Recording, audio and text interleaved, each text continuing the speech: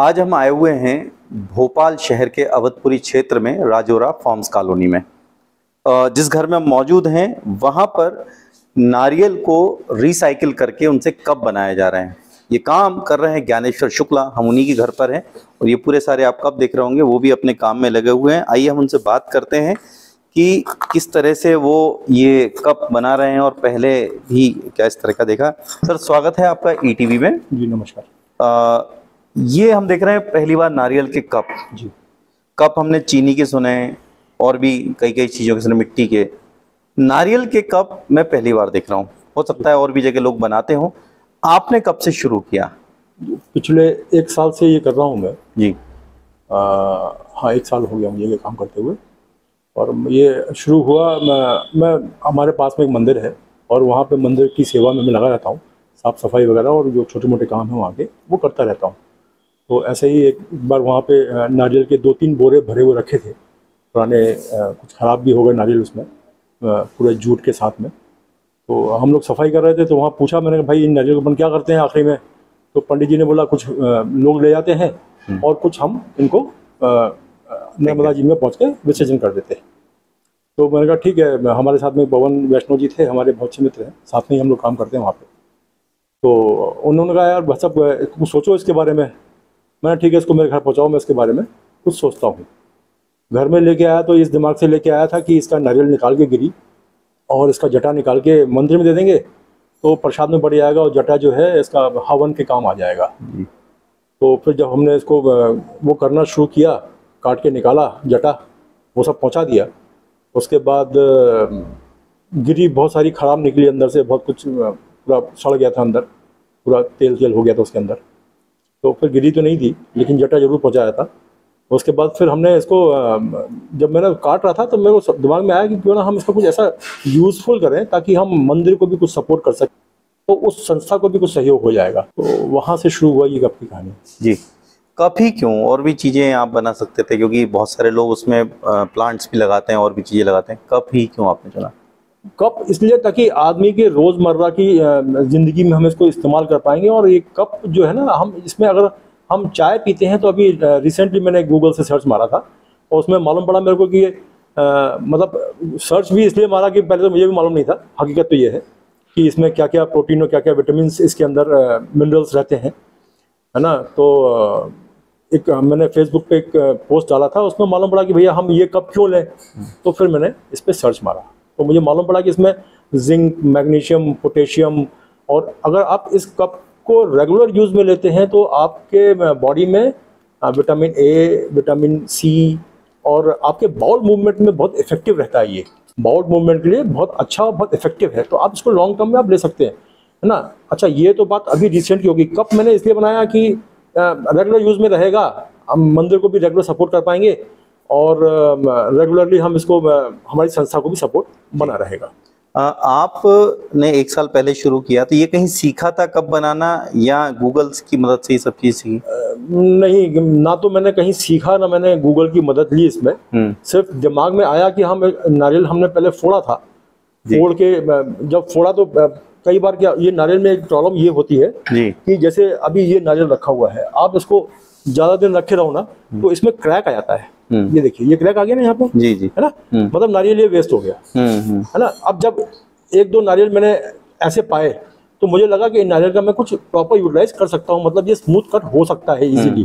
तो फिर मैं हेक्सा ब्लेड लेके आया छोटा वाला और मैंने बाकी नारियल को काटा।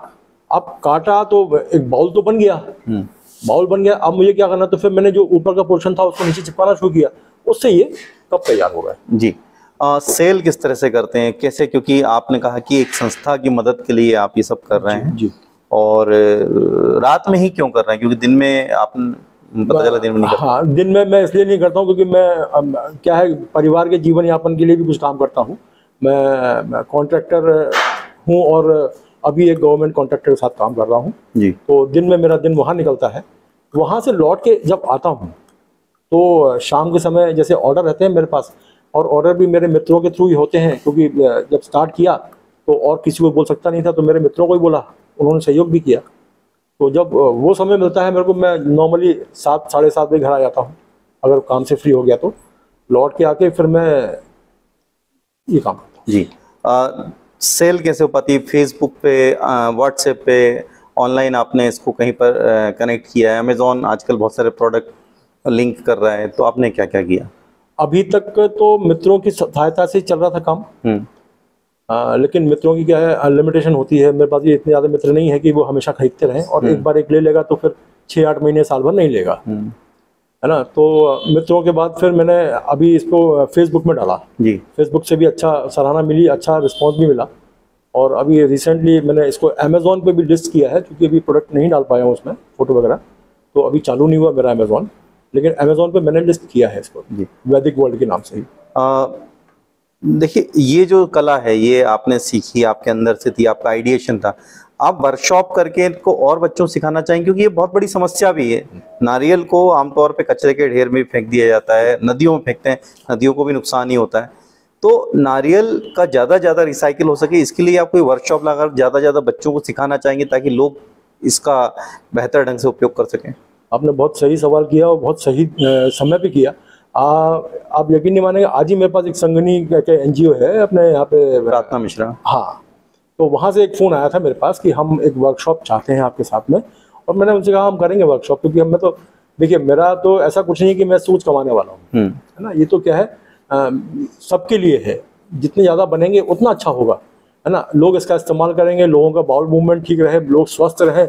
जो विटामिन की आजकल आप देखेंगे कि मिनरल्स की कमी ज़्यादातर लोगों में पाई जाती है, क्योंकि आरओ का पानी पीते हैं, फ्रिज का पानी पीते हैं, और तो कुछ पी नहीं रहे हैं। आजकल आप देखो मिनरल्स के छोटे छोटे वो कंसंट्रेटेड ड्रॉप्स भी आ रहे हैं, है ना। अगर हम इसका इस्तेमाल करके वो मिनरल्स अपनी बॉडी में पूरे कर सकते हैं तो क्यों ना करें, बिल्कुल सिखाएंगे हम लोगों को। जी। परिवार के साथ कैसे मैनेज करते हैं? परिवार का भी सपोर्ट मिलता है या आप अकेले ही करते हैं? हाँ, परिवार का सपोर्ट मिलता है। परिवार वाले मुझे डिस्टर्ब नहीं करते हैं। अगर मैं करने बैठा हूँ तो फिर मुझसे ये नहीं बोलते कि आपको ये काम करने जाना है। मेरा छोटा भाई साथ में रहता है। मेरी फैमिली अभी जयपुर और आगरा घूमने गई हुई है, तो अभी तो कोई डिस्टर्बेंस नहीं है 1 आध महीने। लगभग 1 महीने में कितने कप आप रेडी कर देते हैं? 1 कप को बनाने में मैं चूँकि पूरा हाथ से बनाता हूँ, हेक्सा से काटता हूँ, और फिर फाइल से उसको स्मूथ करके, और फिर उसमें सैंड पेपर, 2-3 टाइप के सैंड पेपर लगाता हूँ, तब जाके स्मूथनेस आती है इसके अंदर, है ना। तो 1 कप एवरेज मेरे को 10 घंटे लगते हैं। जी। कितने रुपए में आप बेचते हैं? हाँ, ये बहुत अहम सवाल है, क्योंकि लोगों को क्या लगता है कि यार चीज़ सस्ती मिलनी चाहिए, और चूँकि नारियल वो भी मंदिर से उठाया नारियल तो बहुत सस्ता मिलना चाहिए। बिल्कुल ठीक बात है। मैं इसको एक 100 ml का कप जो है वो 100 रुपये में देता हूँ, है ना, और 200 ml का है अगर तो 200 रुपये में देता हूँ। आप अभी जी बोलिए जी, आप जिस संस्था के लिए ये पैसा जो आप कलेक्ट कर रहे हैं जी, उस संस्था के द्वारा क्या क्या किया जाता है? Protecting animal nature development welfare society, इसको हम पांडव के नाम से चलाते हैं। मैं अध्यक्ष भी हूँ समिति का, एनजीओ का। और इस संस्था में हमने महिलाओं के लिए अभी सैनिटरी पैड हम 2 बार डिस्ट्रीब्यूट कर चुके हैं। पीछे गांव है थाना करके, वहाँ पे महिलाओं को इकट्ठा करके, आंगनबाड़ी की महिलाओं को, और हमारे साथ में कुछ घर की महिलाएं हैं, कुछ साथ में जुड़े हुए लोग हैं, उनकी महिलाएं हैं, तो सबको लेके गया था मैं वहाँ पे। तो उन्होंने महिलाओं की जो स्वच्छता के बारे में समझाया और उनको सैनिटरी पैड डिस्ट्रीब्यूशन किया था। और फिर अभी एक पीछे यहाँ पे सतकुंडा करके गांव है, वहाँ पे जाके बच्चों को हमने चप्पल, गर्मियों में चप्पल बांटी थी जी। तो कोई हम 201 चप्पल ले गए थे जी, है ना। अब जितना पैसा हम इकट्ठा कर पाते हैं वो हम केवल कप ही बना रहे हैं और कुछ भी बनाने की तैयारी है इससे? हाँ, अभी तो हम सिर्फ कप और चम्मच बना रहे हैं। चम्मच जरूर हमारे पास बन रहे हैं। हम ये चम्मच किस चीज़ से बना रहे हैं? चम्मच में हम जो हैंडल है वो हम टीक वुड का दे रहे हैं, और उसमें जो स्पून रहेगा, जो लिफ्ट करने के एरिया है, वो कोकोनट है। अच्छा, वो कोकोनट शेल का ही है जी, है ना। तो ये जरूर हम अभी चम्मच बना रहे हैं। एक ये बड़ा कोकोनट भी है, इसमें क्या आप बनाने? ये एक्चुअल में बाउल है, लेकिन ऐसे कोकोनट बहुत कम मिलते हैं, और मंदिरों में तो आदमी ये सोचता है कि जितने कम पैसे में मिल जाए, छोटा हो या बड़ा हो कोई फर्क नहीं पड़ता, है ना। तो ये एक मिला था तो मैंने इसको बाउल बनाया है। अब 1/2 लीटर के आसपास का ये है कोकोनट। चलिए, बहुत बढ़िया, आप करिए, शुभकामनाएं हमारी जी। ज्ञानेश्वर शुक्ला ने एक समस्या को देखा और एक समाधान खोजा।